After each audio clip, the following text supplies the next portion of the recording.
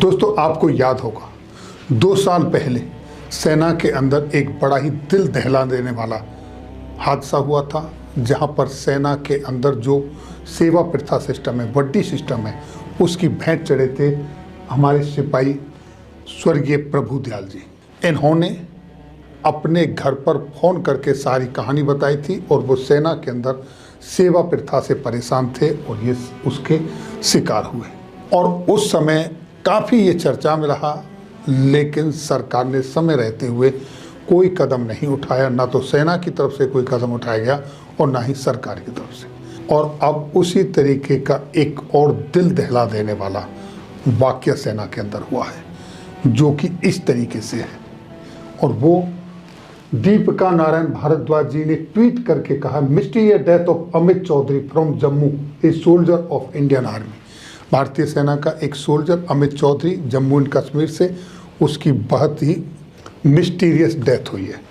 और क्या कहा है, उस बंदे ने, उस जवान ने, यानी अमित चौधरी ने अपने घर पर फ़ोन किया था, फैमिली को फ़ोन करके बताया था कि वो एक कर्नल साहब के साथ घर पर वर्दी सिस्टम है और उनकी family, wife of colonel where he was serving as a वर्दी, विल गेट हिम किल्ड, यानी कि वो उसे मार देना चाहते हैं, हत्या कर देना चाहते हैं। ये उन्होंने फ़ोन करके बताया और उस लास्ट कॉल के बाद में उसकी डेथ हो जाती है, हत्या हो जाती है।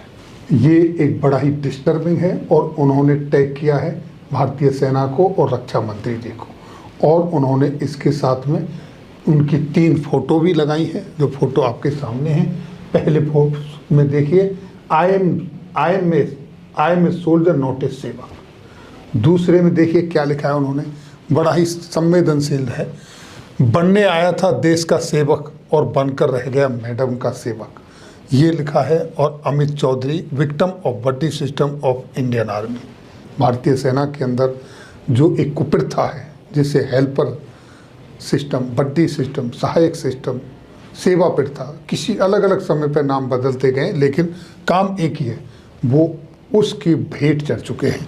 इसको देखो, काफ़ी लोगों ने इसे देखा है, इसको 554 लोगों ने इसको रीपोस्ट किया है, 30 लोगों ने इसके ऊपर कोटेश डाले हैं, 75,000 से ज़्यादा लोग इसे देख चुके हैं। दोस्तों, इस तरह की घटनाएं आए दिन होती रहती हैं और कितने ही जवान अब तक भेंट चढ़ चुके हैं।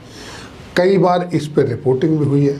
हमारे सेना के जो सीनियर अधिकारी हैं, उन्होंने भी कहा है कि अब जवानों से इस तरह का काम नहीं कराया जाएगा। सोशल मीडिया में भी आया है, न्यूज़पेपरों में भी आया है, लेकिन इस पर अमल नहीं हो रहा है। आप देखिए, जिस घर का लाल फौज में नौकरी करने के लिए आया और वो किसी के घर का काम करने के लिए जाए, झाड़ू करे किसी के घर, उनके घर के ऐसे ऐसे पर्सनल काम करें, जैसे लोगों ने क्या क्या कहा है वो शब्द मैं कह भी नहीं सकता हूँ। तो क्या ये सिस्टम के अंदर एक वर्दी पहन के जो देश की सेवा के लिए अपने जानों की आहुति देने से पीछे नहीं हटता, उससे इस तरह के काम करवाना क्या सही है? और अगर सही नहीं है तो फिर इसको बंद क्यों नहीं किया जा रहा? इस काम के लिए तो आप किसी और को भी रख सकते हो।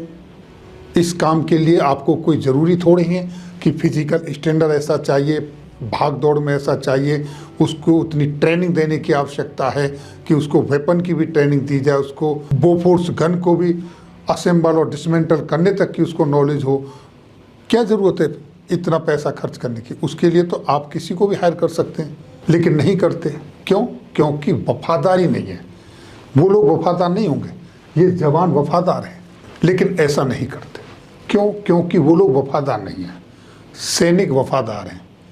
उनकी वफादारी भी चाहिए आपको और उनसे इस तरह का काम भी करवाना है जो उनकी डिग्निटी को, आत्मसम्मान को ठेस पहुंचाता है। और इसके चलते ही ये सारी घटनाएं घटित होती हैं। इस तरह की घटनाएं ना घटें आगे भविष्य में, इसलिए इस सिस्टम को बंद कर देना चाहिए। सरकार को इसके ऊपर एक्शन लेना चाहिए, समझना चाहिए। और कितने जवानों को इसकी भेंट चढ़वाओगे, इस पर सरकार को स्टेप उठाना चाहिए। इस सिस्टम को सेना से एबोलिश कर देना चाहिए। और उनके माँ बाप को जब ये पता चला कि इस तरह की घटना घट गई है बच्चे के साथ में, तो उन्होंने क्या प्रतिक्रिया दी वो भी सुने।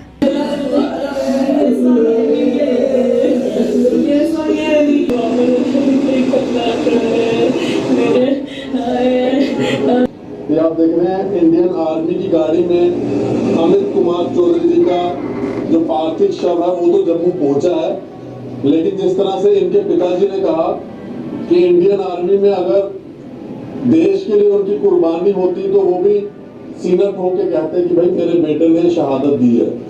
मेरा नाम पवन कुमार है और मैं रिटायर हूँ, एक्स हवलदार हूँ, फौजी हूँ और मैं इसका चाचा जी हूँ अमित चौधरी का। मेरे साथ 14 तारीख को शाम को 8:40 से लेके 9:35 तक उसके साथ मेरी बात हुई है और बात बीच में कट के हुई है लगातार। जितनी भी बात हुई है बीच में फोन कट रहा था, बात हो रही थी, कट रहा था। पूरी मैंने वीडियो पहले भी बताई है और सभी पूरी इंडिया देख रहा है उस वीडियो को। इसने मेरे को बोला कि मेरी जो जहाँ मैं इसकी झुंड है सुकरा में 33 जो कोर है उसका कर्नल इंट जिसके पास को बड़ी बांट रखा था वो उधर नहीं है झुंड में, उसके अपने क्वार्टर में, वो कहीं बाहर है। वो टीडी पे गया हुआ, उसकी मैडम घर में है। तो इसको घर में काम करने के लिए रखा हुआ था उधर बड्डी के रूप में। कोई मैडम आजकल किसी को नहीं बख्शी, बहुत कुछ कराती हैं, तो सबको पता है उसके बारे में। उसने उसके ऊपर चोरी का इल्जाम लगाया कि मेरे घर से 20 बोतलें दारू चोरी हुई है, 1 केजी बादाम चोरी हुआ है, आधा लीटर जूस चोरी हुआ है। उसके बाद मेरे साथ छेड़खानी की गई, ये अमित के ऊपर उसने आरोप लगाया है। ये बिल्कुल नहीं है। उसके बाद अमित को उसने मेरे साथ कॉल की है, मैंने उसकी रिकॉर्डिंग की पूरी। उसने मेरे को बोला चाचा मेरे को बचा ले, मेरे को इंसाफ दिलाना, मेरे को मैडम जी मार देगी। जब उससे बात हुई वो कपड़ास के अंदर एक मोमो की दुकान थी, उसके अंदर खड़ा था। उसने बोला कि मैं ऐसे ऐसे जा रहा हूँ और मैं गाड़ी पकड़ी वैगनार। मैं उसको बोला बेटा जो गाड़ी पे तूने पकड़ी है उसके ऊपर उसका गाड़ी का नंबर और उसका ड्राइवर का मोबाइल नंबर और जो मैडम है उसका नाम और साहब का नाम मेरे को व्हाट्सएप पे भेज दे। तो उसके बाद उसका स्विच बंद हो गया है।